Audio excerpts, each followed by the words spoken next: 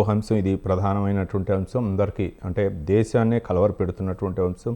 HMPV virus కలవరపెడుతున్నాయి. ఇప్పటికే చెన్నై, బెంగళూరులో 2 చొప్పున, అహ్మదాబాద్లో ఒకరికి ఈ వైరస్ సోకింది. వీళ్ళందరూ కూడా నెలల్లోపు పిల్లలే కావటం. మరోపక్క కేంద్ర ప్రభుత్వం అయితే భరోసా ఇస్తుంది, ఇది పాత వైరసే, దీన్ని భయపడాల్సినటువంటి అవసరం లేదని చెప్పేసి జేపీ నడ్డా వ్యాఖ్యానించారు. ఈ వ్యాఖ్యను ఏ విధంగా చూడొచ్చు? మరోపక్క గత అనుభవాల దృష్ట్యా ఎలాంటి పరిణామాలు ఏమన్నా చోటు చేసుకునే అవకాశాలు ఉన్నాయనుకోవచ్చు? రామ్మోహన్ రావు గారు. అంటే మన భారతీయ సమాజం, ముఖ్యంగా మన భారతీయ జీవన విధానం మిగతా కోవిడ్-19 లో చూసాం కదా, ప్రపంచం అంతా అల్లకల్లోలం అయితే కూడా మనం కొంతవరకు దాన్ని దాటగలిగినాం. ఆర్థిక సంక్షోభాలు కానీ, ఇట్లాంటి సంక్షోభాలు కానీ. కానీ మన దగ్గర కూడా చాలా ప్రాణ నష్టం జరిగింది. రెండో దేశంలో మొదటి 2020 కన్నా 2021లో ఎక్కువ మంది ప్రాణాలు కోల్పోయారు. కానీ విదేశాలను చూసుకుంటే అంత కాదు. కనుక మనకు చైనా నుంచి వస్తుందా, కేరళ నుంచి వస్తుందా, కానీ వాళ్ళు బెంగళూరులో ఉన్నారు. బెంగళూరులో 2 కేసులు నమోదైనవి. బెంగళూరులో కూడా చిన్న పిల్లలకే అయింది. కనుక ప్రభుత్వాలు కూడా ఒకేసారి భయపెట్టవు, కానీ తీవ్రతను అనుసరించి వెంటనే చర్యలు తీసుకుంటారని నేను అనుకుంటున్నాను. గతంలో అంటే చలికాలం ఎక్కువ వస్తుంది, ముఖ్యంగా జలుబులు. రవి గారు, ఈ జలుబు అనేది ఒక సామెత వెనకట చిన్నప్పుడు సామెత ఒకటి ఉంది.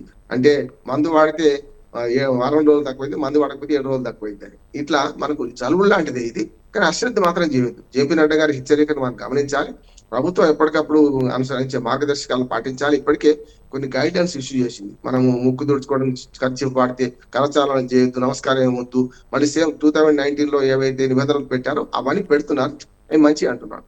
చాలా వరకు క్రౌడ్ నిరోధించాలి. కానీ మాకు పెద్ద ప్రమాదం ఏముంది అంటున్నా అంటే, రేపు పొద్దున నేను దాన్ని తీసేయమంటలేను, కానీ రేపు పొద్దున మనకు పుష్కరాలు వస్తున్నాయి. గంగా నది పుష్కరాలు వస్తున్నాయి, మనకు సరస్వతి నది పుష్కరాలు వస్తున్నాయి. దాని వల్ల కొంత ఏమన్నా రేపు క్రౌడ్ బాగా అయితే మళ్ళీ స్ప్రెడ్ అవుతుందని భయం అవుతుంది. మరోపక్క కుంభమేళా కూడా జరగనున్న నేపథ్యంలో, అంటే భారీ జనాలు సమీకరణ అయ్యేటటువంటి నేపథ్యంలో కుంభమేళాలో కొన్ని దాదాపు 15-20 కోట్ల మంది పాల్గొంటారు. మరి జరుగుతుంది.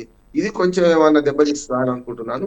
మరి దాన్ని కూడా కంట్రోల్ చేయాల్సిన అవసరం ఉంది. దానిలో మరి వచ్చిన వాళ్ళందరికీ కూడా సేఫ్టీ మెజర్స్ చెప్పాల్సిన అవసరం ఉంది అంటున్నాను. ఒకవేళ అది అయితే గతంలో పొరపాటు చేసినట్టు అవుతుంది. గతంలో మసీదు వాళ్ళ దాంతో వచ్చింది. అంతకుముందు హిందూ సంఘాలు కూడా కొన్ని చేసిన మిలన్స్ కానీ ఇవన్నీ కొంత కష్టమైంది. కనుక ఇప్పుడు ప్రభుత్వం ముఖ్యంగా ఈ ఛాలెంజ్ ఎదుర్కోవాలి. ఇది దాటిందంటే సమస్య లేదు. ఎందుకంటే ఇప్పటికే చలి పెరిగింది, ఉత్తర భారతదేశంలో చలి పెరుగుతుంది. కనుక మనకు ఆరోగ్యరీత్యా కూడా కొంత ఇది కష్టకాలం. ఎందుకంటే పాత రోగాలని బయటపడతాయి ఇప్పుడే. కనుక అప్పుడు కొంత వరకు చేయాల్సిన అవసరం ఉంది.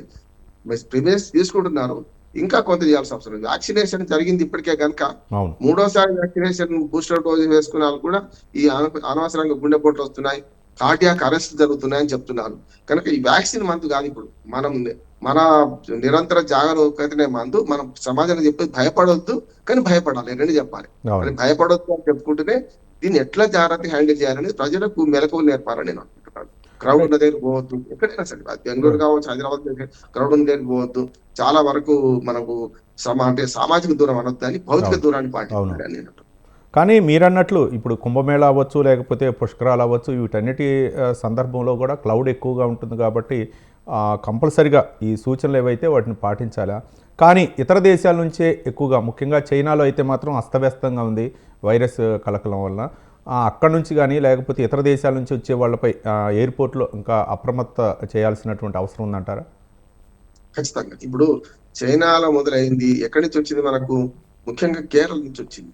అంటే కేరళ నుంచి, అంటే కేరళ ప్రజలను అవమానించవద్దు, కానీ కేరళ నుంచి మైగ్రేషన్ ఎక్కువ ఉంటుంది. కనుక కేరళ ఎయిర్పోర్ట్ బయట దేశాలు, ఎక్కువ దేశాల నుంచి వస్తారు. తర్వాత బొంబాయి, ఇట్లా ఉన్న మనకి ఇంటర్నేషనల్ ఎయిర్పోర్ట్లలో ఎక్కడి నుంచి వస్తుందని. కానీ కేరళలో జాగ్రత్తలు తీసుకోకపోతే కష్టం అండి. మళ్ళీ ఇంకోటి ఏంటంటే, అటు కుంభమేళ ఎట్లానో ఇప్పుడు కేరళలో కూడా ఇది ఇప్పుడు సీజన్ కరెక్ట్ గా మనకు సంక్రాంతికి, మకర జ్యోతికి చాలా మంది పోతున్నారు. అది కూడా ఏమైనా స్ప్రెడ్ చేస్తుంది. ఎందుకంటే అయ్యప్ప స్వామి భక్తులు ముఖ్యంగా దక్షిణాది 4 రాష్ట్రాల నుంచి కాకుండా ఉత్తరాది రాష్ట్రాల నుంచి కూడా ఈ మధ్య మొదలైంది. గతంలో దక్షిణాది రాష్ట్రాలకి పరిమితం అవుతుండే. ఇప్పుడు అక్కడికి వచ్చిన వాళ్ళు మళ్ళీ స్ప్రెడ్ అవుతారు కదా దేశవ్యాప్తంగా. ఈ రెండు, కుంభమేళ ఒకటి, అయ్యప్ప స్వామి భక్తులు ఒకటి, ఈ రెండు ఇద్దరిని కూడా మనం రాగానే వాళ్ళు వరకు చెప్పారంటే క్వారంటైన్కి వెళ్ళిపోతే బాగుంటుందని ఆ ఏర్పాటు చేయాలన్నమాట. వాళ్ళే సెల్ఫ్ నియంత్రణ. ఎందుకంటే ఇప్పుడు ఇది సమాజానికి వ్యాపించేది వాళ్ళ కుటుంబంలో మొదలు వస్తుంది కదా వస్తే. అందుకు ఇప్పుడు ఈ కొత్త వైరస్ ఏది హెచ్ఎంపీ వైరస్ చిన్న పిల్లల మీద బాగా ప్రభావం చూపెడతారంటున్నారు. ఇప్పుడు ఇప్పటికే ఢిల్లీలో 1 కేసు, బెంగళూరులో 2 కేసులు నమోదని, ఇప్పుడు 3 కూడా చిన్న పిల్లల మీదే, నెలల పిల్లల మీద ప్రభావం చూపెట్టింది. కనుక కొంచెం మన పిల్లల్ని, మన కుటుంబాన్ని రక్షించుకునే క్రమంలో బయటకు వెళ్ళి వచ్చిన వాళ్ళ కుటుంబాలు మొదలు వాళ్ళు క్వారంటైన్ పాటించాలి. వాళ్ళు ఒక 15 రోజులు నియంత్రణ పాటిస్తే స్ప్రెడ్ కాకుండా ఉంటుందని నేను అనుకుంటాను. కానీ రామ్మోహన్ రావు గారు గత పరిస్థితుల అనుభవాలను మనం దృష్టిలో పెట్టుకుంటే చిన్న కర్రనైనా చిన్న పామునైనా పెద్ద కర్రతోనే కొట్టాలనేటటువంటి ఏదైతే ఉందో అట్లానే ఏదైతే గత అనుభవాలు కోవిడ్-19 అవ్వచ్చు, తర్వాత వేరియంట్ అవ్వచ్చు, చాలామందికి అంటే ఈ వ్యాక్సినేషన్ ద్వారా చాలా వరకు నియంత్రించగలిగాం. భారత్ ఇతర దేశాలకు కూడా వ్యాక్సిన్ సప్లై చేసే దేశంగా ఎదిగింది అభివృద్ధి పదంగా. కానీ అట్లానే ఈ హెచ్ఎంపీవి వైరస్ను కూడా అదే విధంగా సమర్థవంతంగా ఎదుర్కోగలదనే విధంగా మనం చూడొచ్చా?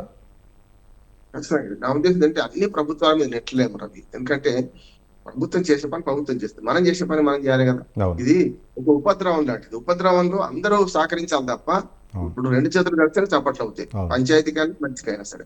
కనుక ఇక్కడ ప్రభుత్వం చేసే సూచనలు పాటించాలి.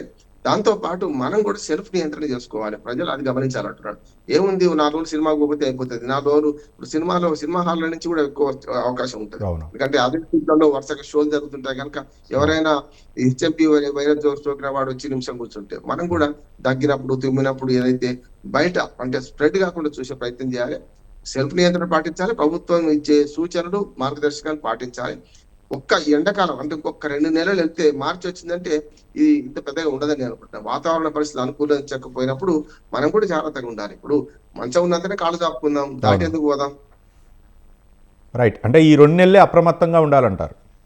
ఉండాలి. ప్రభుత్వం ఇచ్చే సూచనలు తప్పనిసరి పాటించాలి. మనము సెల్ఫ్ నియంత్రణతో ఉండాలని అంటున్నాను. ఎందుకంటే సమాజ అభివృద్ధిలో ఆరోగ్యం ముఖ్యము. మన పిల్లలు మన కుటుంబం కూడా ముఖ్యము.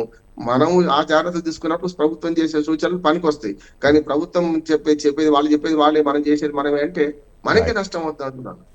అక్కడ ప్రభుత్వం అంటే మన సామూహిక ప్రభుత్వం చెప్పే సామూహికంగా సమూహాలు అవ్వచ్చు, పండుగలు అంటే ఆరోగ్యంగా ఉంటే పండుగలు ఎప్పుడైనా చేసుకోవచ్చు. Right. Thank you Bandaru Rammohan Rao garu, senior రాజకీయ విశ్లేషకులు. మీ యొక్క విశ్లేషణ అందించినందుకు ధన్యవాదాలు. ఇది వివిధ దినపత్రికలో ప్రచురితమైన ప్రధాన అంశాలపై విశ్లేషణ న్యూస్ కేఫ్. రేపు న్యూస్ కేఫ్లో మళ్ళీ కలుసుకుందాం. చూస్తూనే ఉండండి స్వతంత్రం.